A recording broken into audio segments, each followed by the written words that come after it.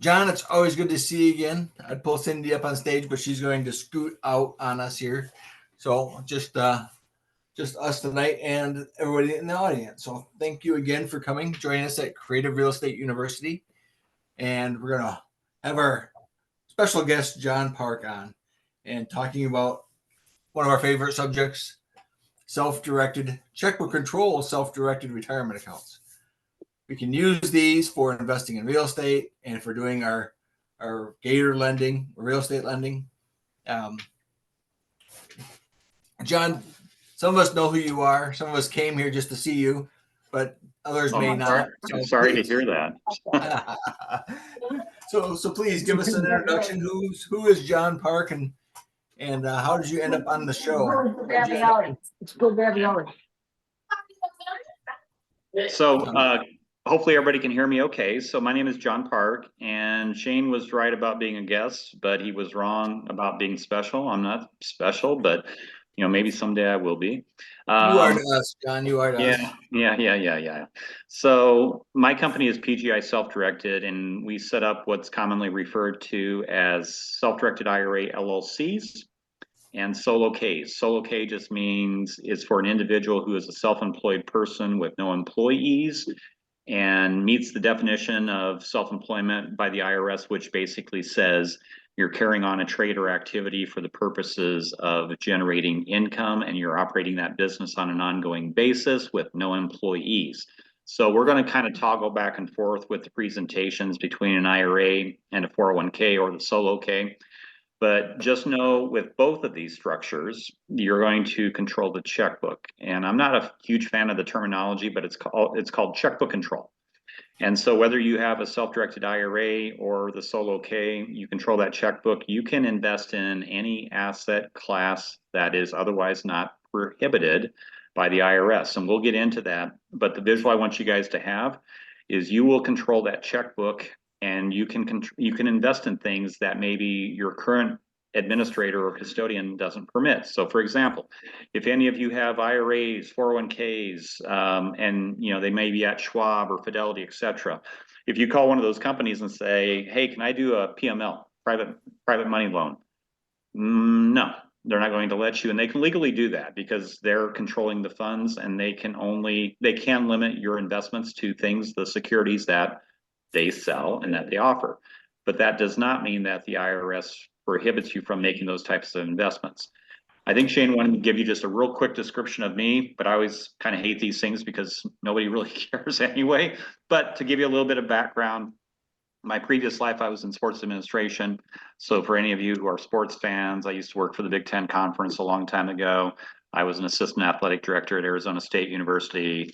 My wife she wasn't fired, but she was the former head volleyball coach at ASU, and she left that position when we had our third child, and she thought she should just be more of a mom versus more of a volleyball coach.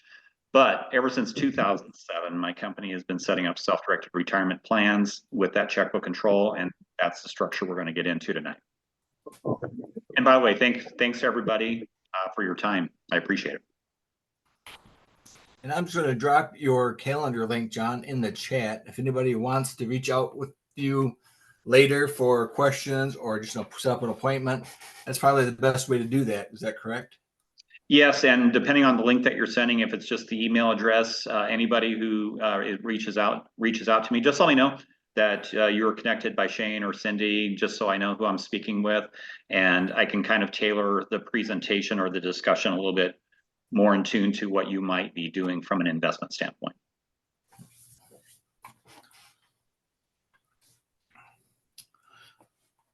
So John, I'll ask the question now, but if it's the wrong time, just say so. Maybe it's in the presentation. But that checkbook control, you said that is vital because your custodian, there's good custodians and bad custodians, as we like to say in the business, because some of them will say, I'm sorry, I know it's your money and this is the investment that you want. And it's not a limited investment, right? It's not one of the ones that are restricted, but they can still say no. So it's very important that you always find out and get that checkbook control.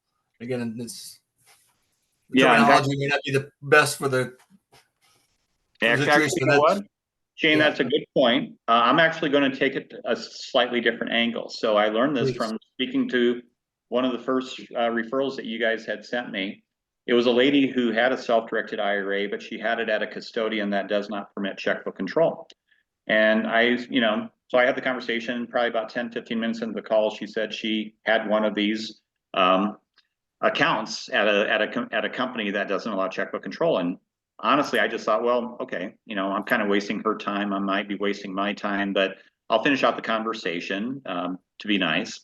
And so I said, well, you already have a self-directed IRA, so are you sure you want to, visit with me? And she goes, oh, yeah. She goes, absolutely. She goes, I know I'm going to want to switch even before our conversation. And I said, oh, and I think I knew the answer, but I said, why is that? And she goes, well, the other custodian doesn't permit me to have checkbook control. And then she gave me this specific example. She goes, John, I'm embarrassed to say this, but she goes, I've actually had PMLs across my desk that I can't even fund. And I knew the answer. And she said, but I said, well, why is that? And she goes, well, the custodian I work with, they've told me that I have to give them a minimum of 5 business days just to review my request before they'll even possibly approve it. So folks, for those of you listening at home, when you control the checkbook, that literally means you control the checkbook. And what I tell a lot of the people I talk to is sometimes people get confused with that concept, and they may call me and they may say, well, now who do I need to get approval for doing this PML? Nobody. I mean, there's IRS rules you have to follow, but you control that checkbook. You just have to make sure you're following the rules. And then for doing things like PMLs where time sensitivity is key, you'll control that checkbook, not a third party. And you'll also save money in fees overall as well. And Cindy will attest that speed is very, very important when you're trying to do a PML where timing is of the essence, right? You don't want to have a custodian who will approve it, but they might take a week or more, 10 days, business days to fund it. Yeah, absolutely. You may have missed your close of escrow. Yeah. And like we said, overall the fees are going to be less expensive. And so if I'm talking to any of your attendees here on a call, we'll go over all that stuff, but you'll actually save money in fees overall as well.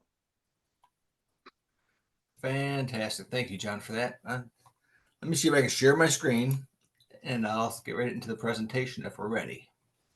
Yeah. If you're able to do that, you're far further ahead than I would be. Well, we're about to find out, aren't we? Oh, no, not that button. No, don't do that.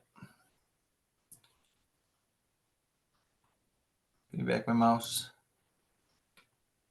This is where I would come in and have control. Well, But I don't. I don't have the control. You're leaving it up to Shane. I know. Sorry, everyone. It's my fault. So for the attendees, as we get I had going, that recorded, by the way.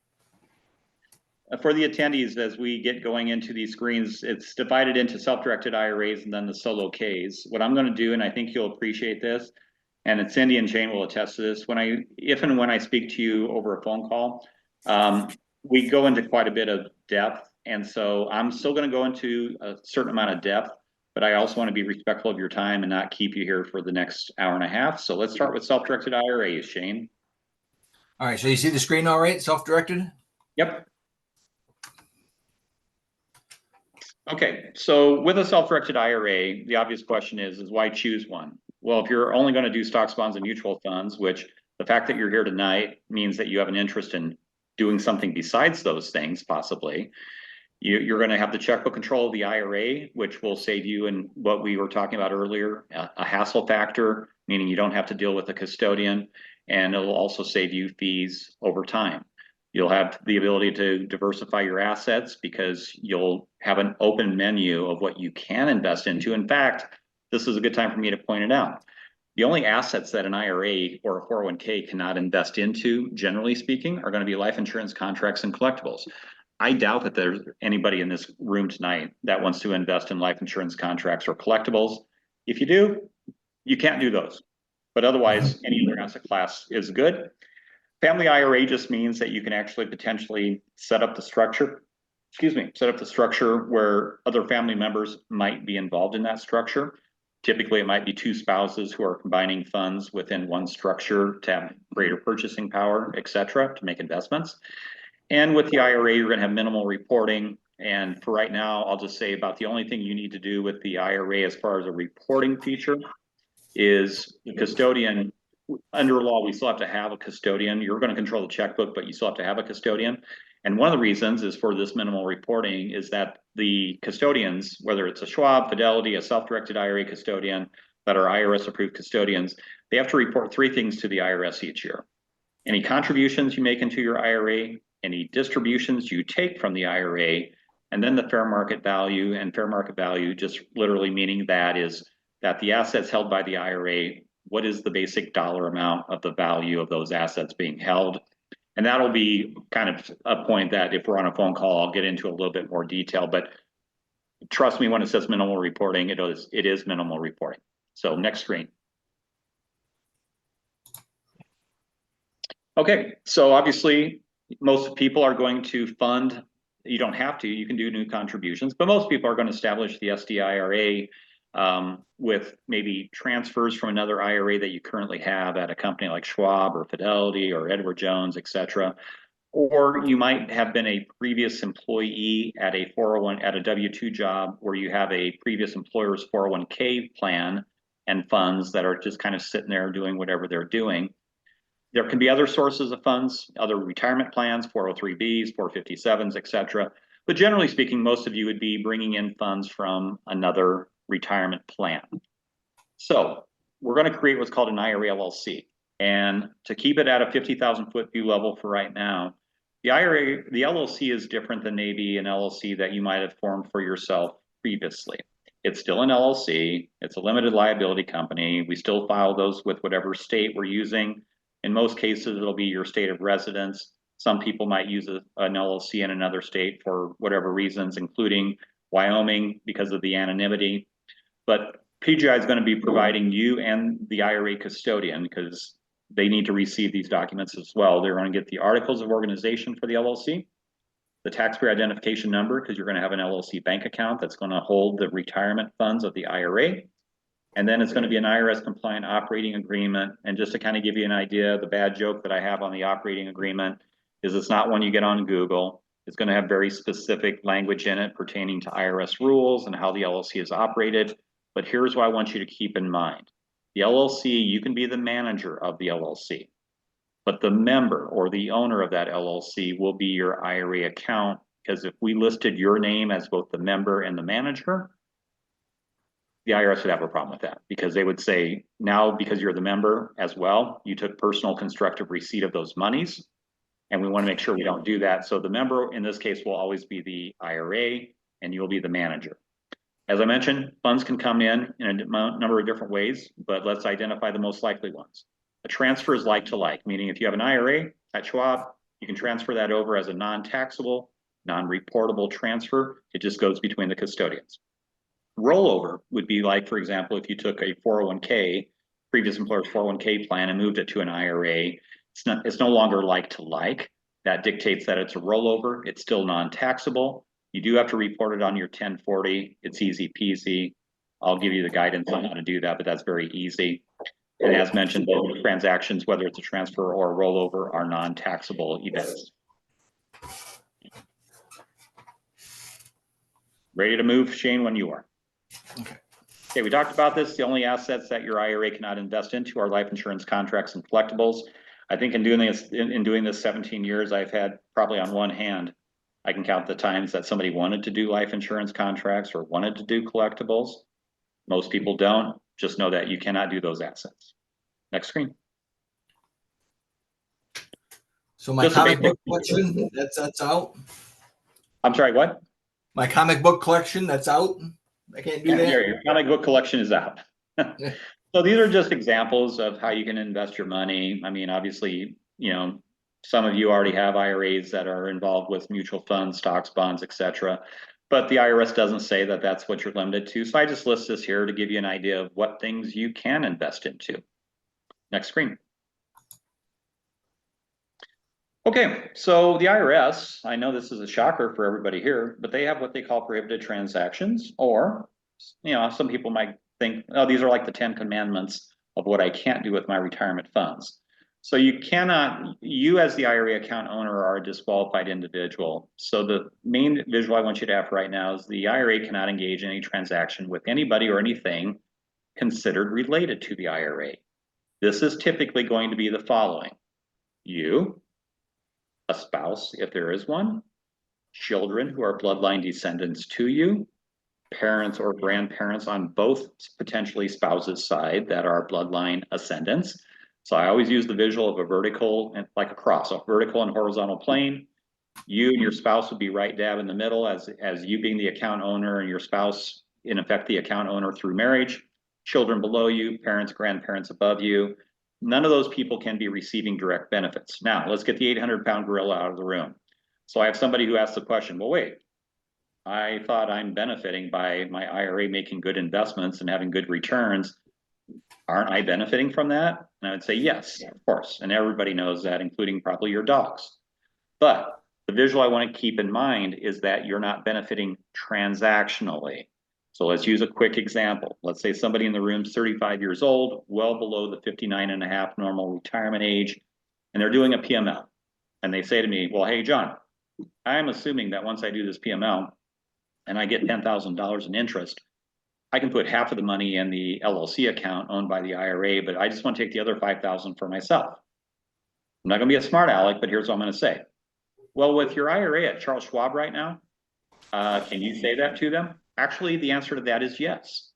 But then what Schwab's going to tell you is, well, hey, now keep in mind, if you take $5,000 out of your IRA account, we're going to send you a 1099. And the copy goes to the IRS as well. And then you're not even going to have to pay taxes on that. But if you're under 59 and a half, you're also going to have to pay penalty. So the general visual I want you guys to keep in mind is you can use this wonderful vehicle to invest as you see fit. You just have to follow the rules. And one of the rules is, generally speaking, unless you want to pay taxes and penalties, you don't benefit from it. You just put the money back into the retirement plan. Okay, next screen.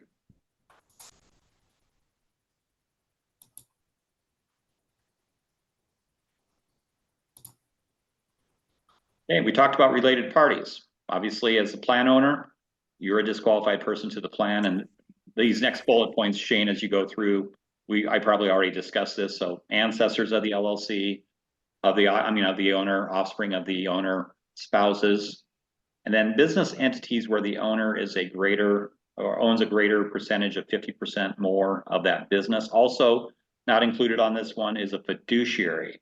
So if you guys employed or paid a fiduciary to do things for you and give you correct fiduciary advice, they are also a disqualified person to the plan. And be wary if that fiduciary said, well, hey, I got an investment for you.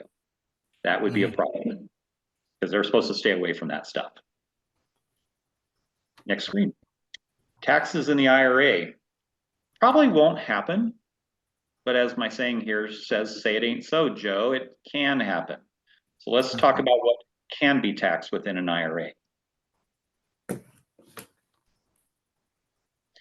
First one is UBIT. And by the way, for any of us in the room here who are doing real estate activities and private money lending, you will probably never even have either of these next two things that I'm going to talk about.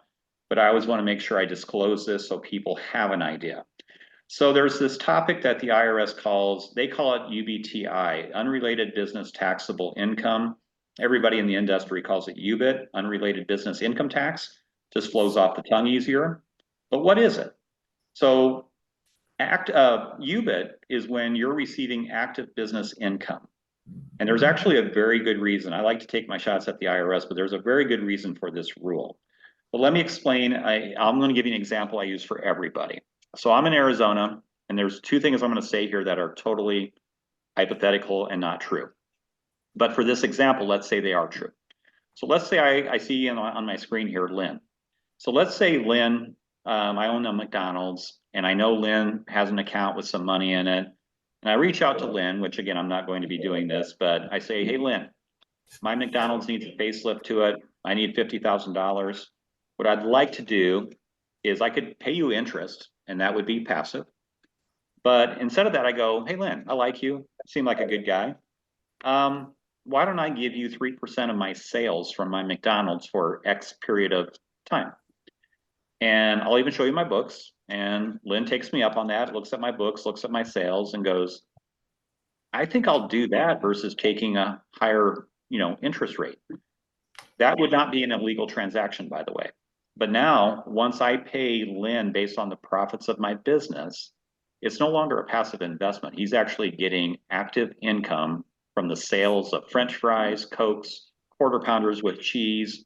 Again, not illegal, but now what I'd be saying to Lynn is, well, hey, Lynn, you probably want to talk to your CPA because out of that money I paid you, some of that's going to be considered taxable because the IRS is going to say, this isn't a passive investment, it's an active investment.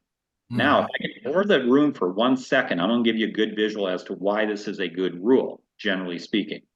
So a number of years ago, it was in the 1940s or 50s, there was a university that was going out and buying businesses. I think that's kind of crappy that a university who's a tax exempt entity would go out and buy businesses, but they were. And the IRS heard of it. The IRS came down on them and the university fought them and it went to tax court. Believe it or not, the university won because at that time, this tax code was not in the IRS code. And so the tax court said, there's nothing stopping a tax exempt entity from going out and buying businesses. Well, that's bad on two fronts because if the university doesn't have to pay taxes on those businesses because the university is tax exempt, is that fair to the municipality? Is it fair to the state with taxes or even the federal government? No, it's not fair. The university might like it, but it doesn't mean it's fair. The other thing is the example I use is, let's say Lynn now again has a tire shop across the street from the university.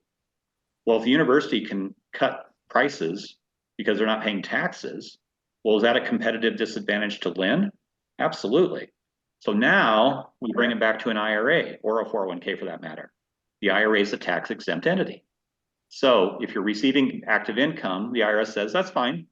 You're going to have to pay some taxes on it. So that is UBIT in a nutshell. Debt financed income is one that's possibly something that could affect some of you, but it's where the IRA invests into a real estate project that either the IRA is purchasing outright, but I'm going to use the example of real estate syndications because a lot of people have heard of real estate syndications. So how does a syndication work? Well, they raise money passively from people like all of you, but then what they do is they go out and they secure debt financing from a third-party source, hedge fund, bank, other type of financial institution, and they say, hey, we need $10 million because we got to put a facelift on this apartment complex that we just bought. It's not coming from the passive funds, from investors like you, it's coming from a third-party lending source. That is debt. So now the IRS says, again, not illegal, but your IRA, notice I'm not saying 401k. The 401k is not, does not pay this tax. It's not applicable. But with the IRA, you get that K1 at the end of the project, and if it's anything more than $1,000, just know that your IRA would probably owe some tax because part of your investment return was generated with debt financing dollars. So again, if you're doing things like generally in the real estate world, this will probably not affect you. If you're doing PMLs, it will not affect you. Both of these tax codes you will probably not have, but we want to make sure you're educated on the possibility that if you did an investment, it is potentially possible that an IRA or a 401k could owe some tax. You can go to the next screen. Let's use a couple examples. So let's say your IRA went out and bought a boat for $30,000 and it was going to be rented. Rental income is passive, by the way. But now in this case, let's say you got rental income of $5,000, you had appreciation of $6,000, you had a negative of $1,000. So your IRA showed losses for the year. No taxes would be due, even though you're running a business. No taxes would be due because it's a negative number. Next screen. Let's talk about how you can supercharge. Now, this is kind of an extreme example, but I'd like to use it because it shows the power of what can potentially be done with a retirement plan. So in this example, let's say Mark opens a Roth IRA, he puts a minimal amount, $3,000 into it. His friend Dan buys a property for $185,000. Let's say Mark's Roth IRA asks Dan if he can pay Dan $3,000 for the right to buy the property at 200,000. So Dan's making some profit on this by doing a quick, easy transaction. Next screen. Let's say the property, let's say that transaction goes through. Let's say the property ultimately sells for 250,000. Well, Dan, he assigned that property, he sold it off to Mark. Dan still gets his 200,000. Because Mark used a Roth IRA to do the investment, he receives $50,000 on that investment. And now if you multiply this type of activity 1 time, 2 times, 3 times, in this example, I use 3 times, he has all that money going back to his Roth IRA forever to be tax-free. So that's how these plans can work. Doesn't mean they will work that way, but this is how they can work for you. Next screen. So control, you can go to the next screen, but you literally with the picture, you control that checkbook. So you don't have to ask for anyone's permission or approval for the investments. You'll want to know the difference between a custodian controlled self-directed IRA, which we talked about, where you have the hassle factor, you have the higher fees versus a checkbook control, where you control that LLC. If somebody says, what's the IRA trust? Just real quick with that, we actually have 2 structures. The reason we have the IRA trust is if any of you are in states with high costs associated with an LLC, California, for example, California only charges you $70 to form an LLC, but you have the wonderful opportunity that once you form the LLC in California, you have to pay them $800 a year. So in that case, we would do the IRA trust because the trust will still have the checkbook control. It is a revocable grantor trust, but it's not an LLC. Therefore, you don't have to pay the state of California $800. That's just an example, though, of what the trust is. Next screen. If the LLC, as far as reporting, if the LLC is owned 100% by one person or thing, meaning in this case, the IRA that owns the LLC, there's no reporting because it's considered a single member LLC. So probably many of you in this room have an LLC that you own personally. You're the member, you're the only member, and you're the manager. That's a single member LLC. It just means it's a pass through. So there's no reporting you have to do on that because even if taxes were due with your personal business, it would flow back to your 1040 tax return. I added the second thing. There's a new requirement for LLCs that I can help people with, but I don't certainly need to. It's a requirement called FinCEN, and it's part of the securities division. And what they're trying to do is crack down on the bad actors, the criminals out there who are doing things like drug trafficking, sex trafficking, etc. And they use a maze of LLCs. So not really germane to our conversation, but just know that if we create an LLC, it does have to be registered under this new federal requirement. Next screen. And that's the last one. Perfect. So Shane, I'm going to let you dictate. Do you want to take potential questions now before we go to the 401k, or do you want to wait until the very end after we've gone over both? No, why don't you take some questions? That'll give me just a minute here to load the next slide deck. If anybody has any questions, that is. Okay, so I must be doing a real boring job of presenting here. So if no questions for right now, let's go to the 401k slides. I actually have a question. So I get the basics of the process. My challenge is that I'm working with a incredibly restrictive set of policies put in place by my employer that seem to have me handcuffed in terms of moving any funds out of my 401k or either my standard or Roth IRA into a self-directed instrument. So from what I understand in talking with the plan representatives, I think the only exception is like major medical emergency. So I don't really know how I navigate that. Yeah. But I don't know, is this the right time to have that conversation? Or oh yeah, I mean, yeah, let's I like questions. So Lynn, I'm gonna probably have some good news and some bad news. So on the 401k side, you're a current employee of that business, correct? Yes. Okay, so when I get these calls, the first thing I do, so I don't spend an hour on the phone and they don't have to spend an hour on the phone, I'll say, hey, it's not against IRS code to be a current employee participating in a current employer's 401k plan, but it's dictated at the plan level. So when that business created a 401k plan, They have certain plan documents in place, and they might have chosen, which they can legally do, they might have chosen as one of their options to say, hey, no employee can take any money out of this plan unless they're either over the age of 59 and a half, which is definitely an IRS rule, but you're not over the age of 59 and a half based on your picture, No, And not they quite. can say, we can restrict you from not taking monies out unless you're 59 and a half or older, or you terminate service. So if Right. you were calling me, Lynn, I would say, hey, before we get into a long discussion, why don't you check with your employer, either the HR department, or let's say the administrator is Fidelity, whoever it is, just call them and just say, hey, I'm a current employee. I'm under the age of 59 and a half. It sounds like you may have had that conversation. And then, Twice there will just be- yesterday. yeah, there will be a very good chance that you cannot access those funds until you terminate service or 59 and a half. Now, the IRA, I never want to say anything bad, so I'm going to say this kind of bad, is you're probably being sold a bill of goods with that.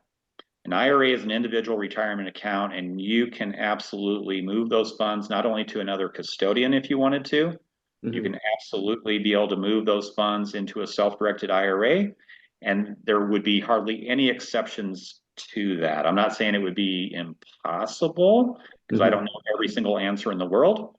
But if you say, hey, I got a Roth IRA that I want to self-direct, and you want to utilize the services of PGI, yeah, call me. We'll get on a call. There should be zero reason why you cannot access those funds. I've already made an appointment for Tuesday, so we'll be having that conversation. Good deal. Yeah. Other questions? I don't want to bore people too badly. Otherwise, we have another slide presentation to. Yes. And maybe that'll generate some questions as well. Here we go. I think here we go.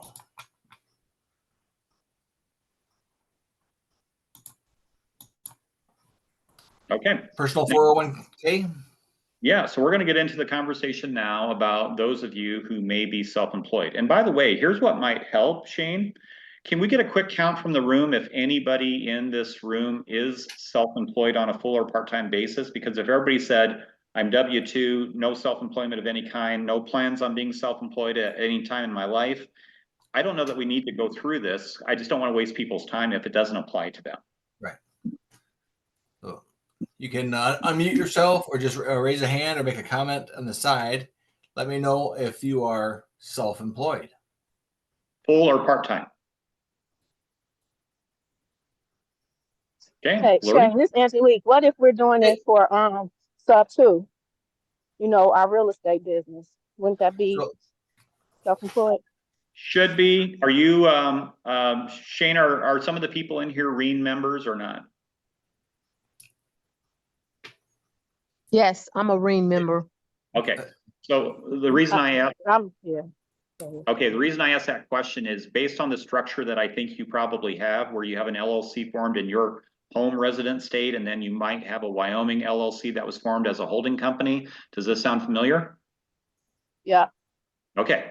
You're structurally set up as a self-employed person. So yes, I would say that you are self-employed. And the reason I went into that explanation is because if I get a call from somebody who says, hey, John, I own 2 rental properties, so I'm self-employed. I'm going to say, probably not, because you're not set up as either a real estate professional where you have to meet certain standards from the IRS, and you're probably not a real estate agent or a realtor.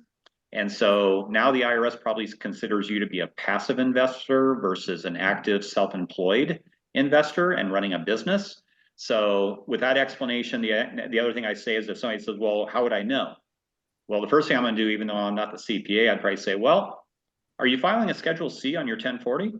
And if they go, what's that?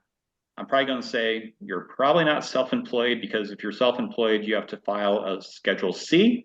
And if you're doing real estate passively, I can't remember if it's a Schedule D or E. I think it's an E, but that would be another indicator to me whether or not they're self-employed. So it looks like we have at least 2 or 3 people in the room who are self-employed. So Shane, let's go right to it.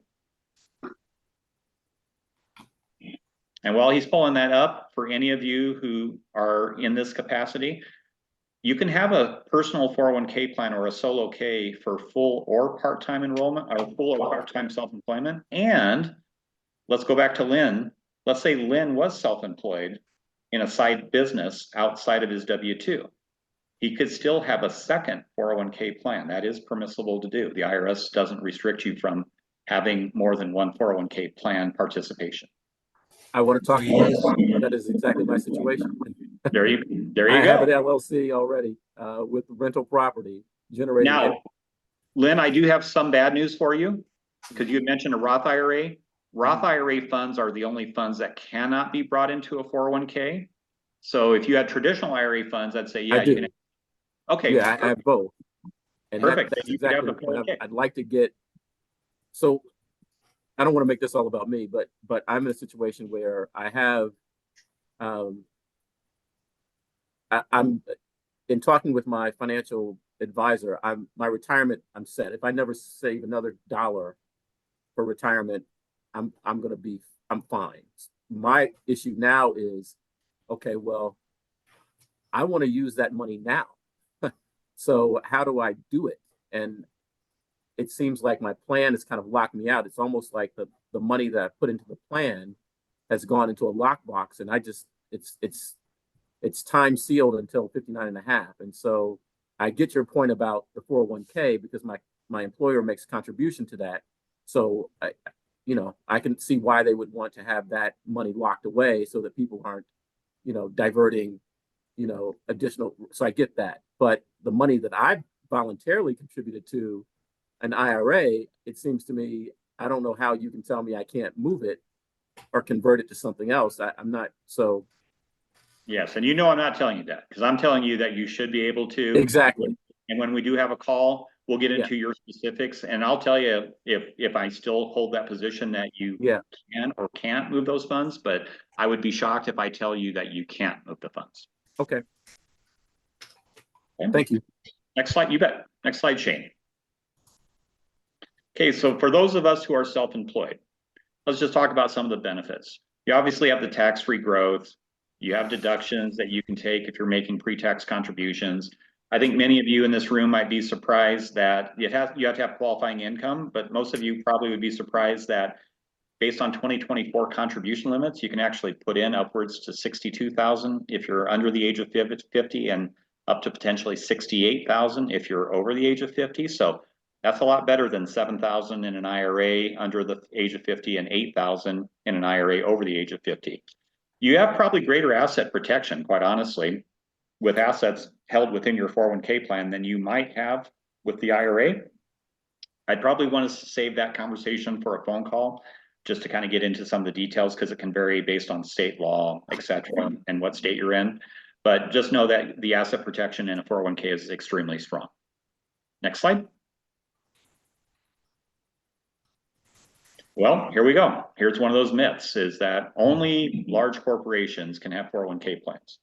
Most people in this room probably may not even be familiar that since 2006, Congress approved the ability for individual self-employed people to have their own 401k plan. So it is a 401k plan. It's slightly different in a good way in that there's very little reporting that you have to do. There are rules you have to follow, of course, but unlike a large corporation that has a lot of reporting with 401k plans, it's because they have employees. And the Department of Labor and the IRS are very interested and concerned that those employees' rights are being protected. So how you want to think of it visually is the reason there's less restrictions on an individual 401k plan is because it's your plan. It's kind of hard for you to defraud yourself or steal from yourself, those kind of issues. Next screen.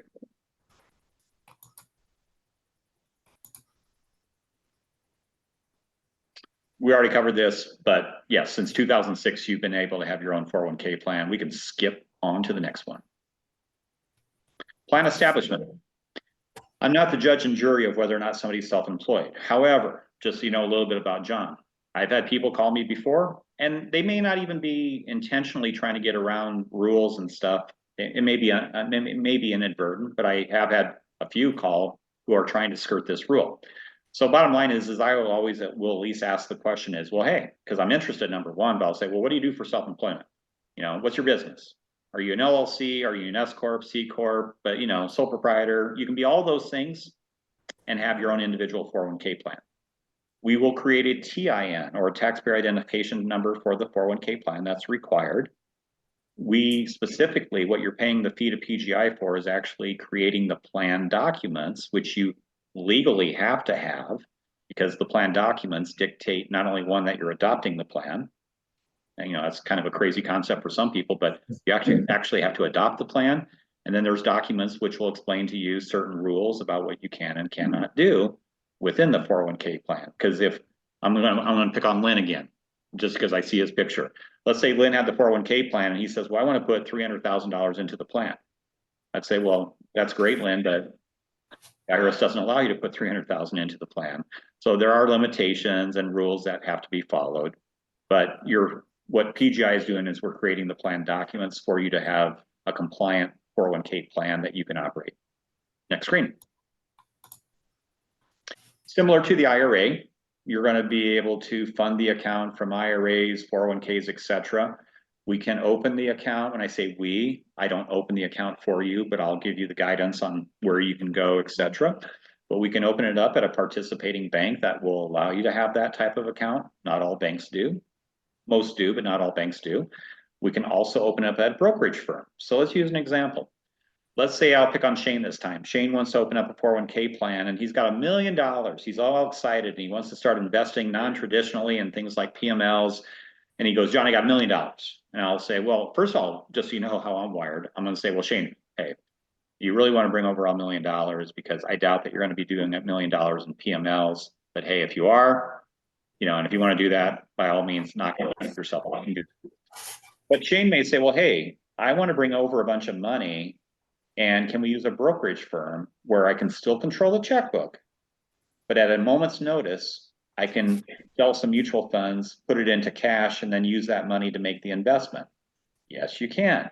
Now, this is where somebody who was listening earlier, and when we were talking about the IRAs, and I said, companies like Schwab, Fidelity, et cetera, aren't going to allow you to do this. That's true on the IRA side. That's even true on the 401k side. So if somebody said, well, hey, can I just set this account up at Schwab? And why do I have to go through PGI? Why do I have to pay PGI a fee to set this up? I'm going to say, go ahead and call Chuck. Chuck, my good friend at Schwab, and see what Chuck says. And after Chuck's done taking a drink from his drink and he's done laughing, he's going to say, no. I mean, even if you have an individual 401k plan with us, it's our plan. It's our plan documents. And we can legally restrict you and not allow you to do those types of investments. So what's different? Because now I'm using Schwab right there on the screen. Well, with these types of companies, there's 4 that PGI works with: Schwab, Fidelity, TD Ameritrade, and E-Trade. They allow you to open up the individual 401k plan as long as you're using a third party's documents, not theirs, that allow you to invest non-traditionally, which PGI's documents will allow you to invest non-traditionally. So even though you couldn't go to Schwab and open this account under their platform, you can use our documents, PGI's documents, to open up an individual 401k plan at Schwab, control the checkbook, and be able to invest non-traditionally if you want to. Out of my clients, if I had to guess, probably 60% open it up at a bank, probably 40% open it up at a brokerage firm. And then we talked earlier about you can transfer rollover funds into that plan on a non-taxable basis. And then we kind of made reference to the high level of contributions that you can make based on qualifying income. And Shane, you can go to the next screen. Talked about potentially, this is somewhat dated, but you can go upwards to 62,000 and change under the age of 50, 68,000 and change over the age of 50. Also, huge benefit. If any of you are operating a business where your spouse participates in that business, and when I say participates, I'm not winking at you like wink, wink, doesn't your spouse help you? But if they're a legitimate participant, they can actually then also contribute from their self-employment earnings with your business up to those same amounts. Contributions can be made in an elective pre-tax manner. They can be made in a Roth. A lot of 401k plans don't allow you to contribute into Roth. Our plan documents do. Guess what? You can also do profit sharing. And profit sharing has to go in pre-tax because it would be your self-employed business that's making that profit sharing contribution and getting the tax deduction for doing it. But once it's in there literally for one day, if you want to, you can convert it to Roth, and that's permissible under the rules. You just have to pay Uncle Sam his share of the tax when you convert it to Roth. Next screen. Loans. I know Lynn has heard this before, and any of you who have been a W-2 employee at a company with a 401k plan, you either know this or you will know this here in 2 seconds. So most 401k plans allow you to take a participant. This is not a PMF. That's an investment, but a participant loan from your own 401k plan. So let's say, I think one of the ladies in here was Shannon, and if that's the correct name, great, let's use it. If it's not, I apologize. But let's say Shannon was a W-2 employee and she wanted to go to Aruba with her husband. And she goes, well, hey, I got maybe the money to do it, but why don't I just take out a loan from my 401k plan? You can. You can take out up to $50,000 or 50% of the account balance, whichever is less. You have to pay it back within a 5-year period of time on a quarterly basis with interest that is determined based on whatever the prime interest rate, which is kind of high right now, but it's based on the prime interest rate plus 1%. But who are you paying back? Yourself. And then I have here at the bottom, the IRA does not have a loan provision. So this is actually a benefit to the 401k that the IRA does not have. Next screen. Loan repayment, we talked about this. I get ahead of myself sometimes. Prime interest rate, which is an easy Google search, plus 1%. And for those of you potentially interested in buying a primary dwelling, you can actually take the loan up to 15 or 30 years. Next screen. Oh, we got some buckets here. Okay, the visual with the buckets, folks, is that I just want to show you that there's different ways you can put money into an account with the 401k. Like we said, elective deferrals, profit sharing. When we talk on the phone, I can get into the more specifics of that. You can also do this in a Roth. And obviously the benefit of a Roth is you're able to grow your account on a tax-free basis as long as you follow the rules.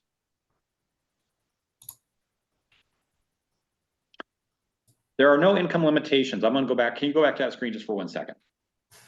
So typically I'll get somebody who will say, well, wait, with a Roth IRA, I can only put in, the $7,000 or the $8,000, et cetera. But let's say I'm Warren Buffett and I wanted to open up an individual 401k plan and I wanted to roll over $40 million and I wanted to convert it to Roth.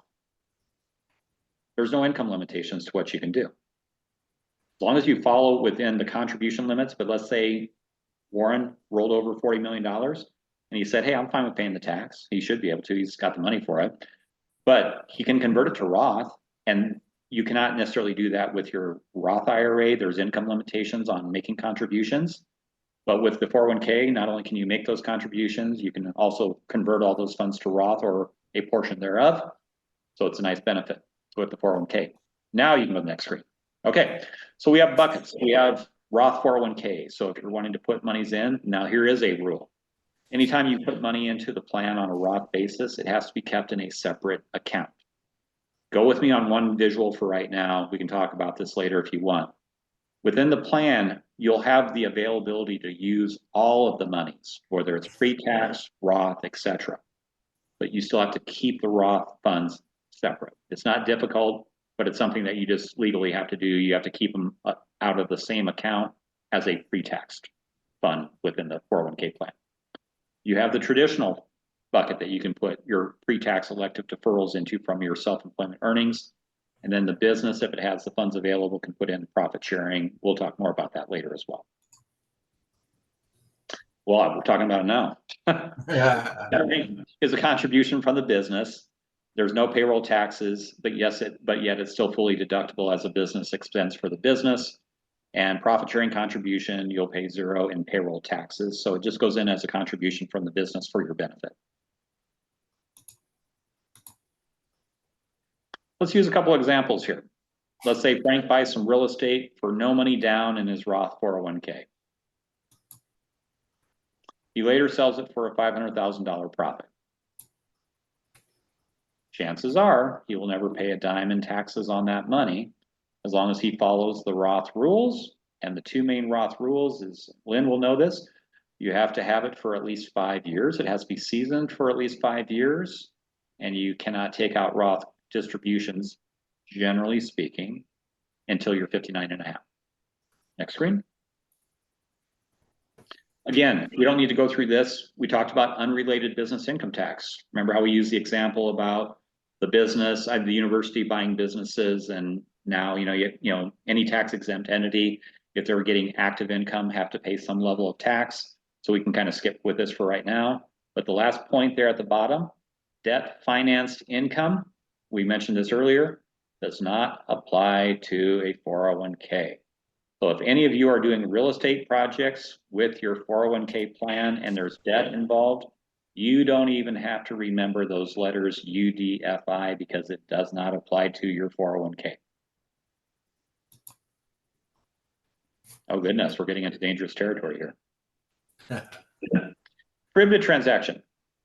It's not a bad thing, but it is a bad thing with an IRA. So I'm going to pick on Shane. Shane has a self-directed IRA, and whether he intentionally or unintentionally violates an IRS prohibited transaction, and the IRS catches him doing that, they probably won't, but we know how the IRS is. It's potential that it could happen.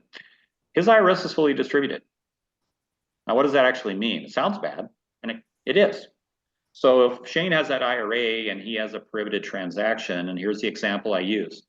Let's say he had $1 million in the IRA and he did an investment of $2,000 that somehow through an audit, the IRS dug and dug and dug, and they go, hey, Shane, what's this $2,000? He tells them, and they come back to him and they go, Shane, this is a prohibited transaction. Shane can obviously fight that through the tax court, but let's just say he agrees with the IRS and he goes, gee, guys, man, I didn't even know I was doing something wrong. And he kind of proverbially pulls out the checkbook or his debit or credit card and says, what do I owe? And they go, oh, no, you can put that away. And he does that momentary sigh of relief. And then the IRS says this, your IRA is fully distributed.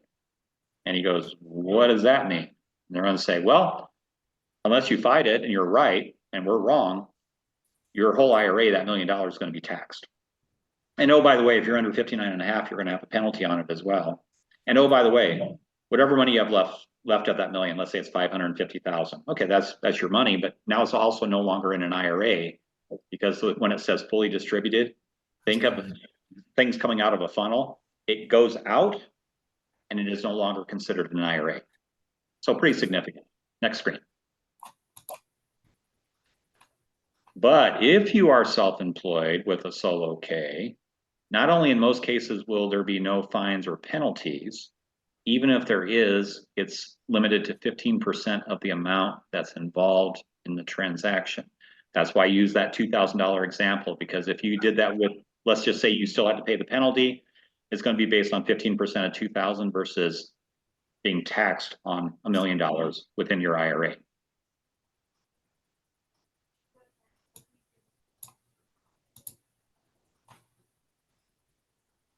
Okay, so somebody says, well, how do I fund my 401k? Any non-Roth IRA that we talked about earlier, Roths can't be brought in, but if you have traditional pre-tax IRAs or technically any 401k plan, including a current 401k plan, if they'll allow you, but just to be safe, let's just say any previous employer's 401k plan can be transferred or rolled over into your solo K on a non-taxable basis.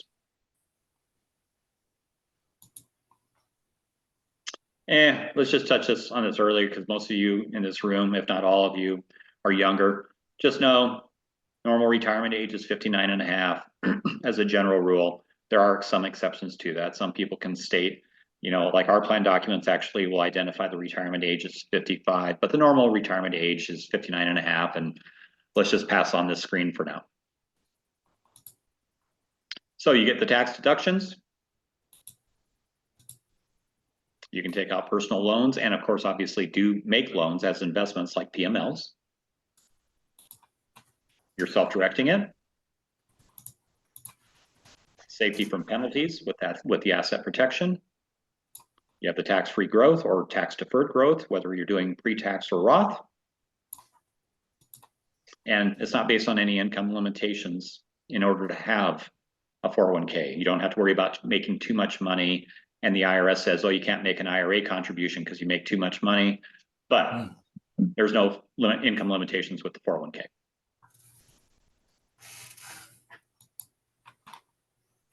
Okay, I'm gonna cover this one really quick. We talked about reporting earlier with an IRA, pretty minimal. It's also pretty minimal with the 401k. The 5500 EZ is just a form that the IRS says, once the fair market value of your 401k exceeds 250,000. So if you said, well, I got 100,000, do I have to do this form? No. Once the value of your 401k surpasses 250,000, you do have to file this on an annual basis. It's by July 31st of each year, but that's only if the assets are more than 250,000.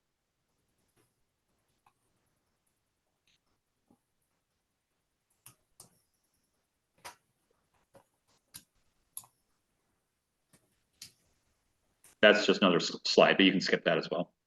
Well, this last one. And this is where everybody gives a big sigh of relief and goes, John's done. So any questions that people have, because I'm more than happy to entertain your questions.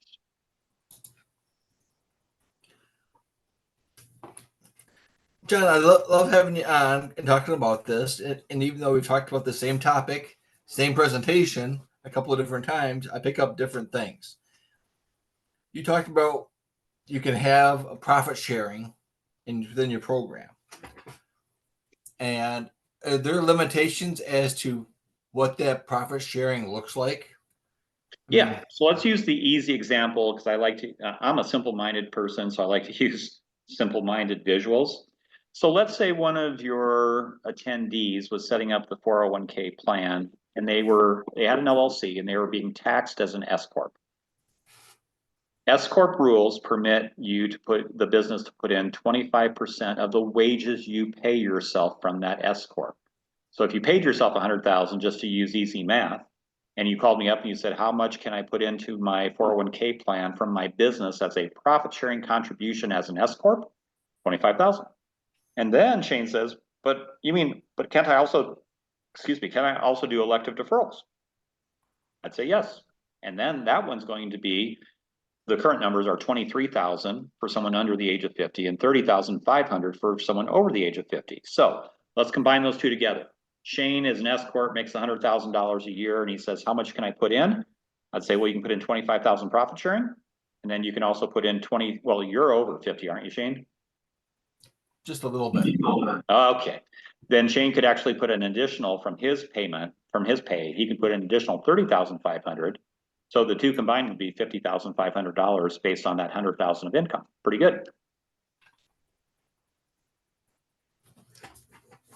Just a neat a lot of little nuances. Somebody like John who can navigate all that really is helpful to have, because there are some strategies that we can apply not to break the law, but to work through their laws to give us the best benefit. And maximize your investments. Yeah. And by the way, Shane, just so I don't misspeak, I'm guessing based on what Lynn said that you gave them some link to the calendar.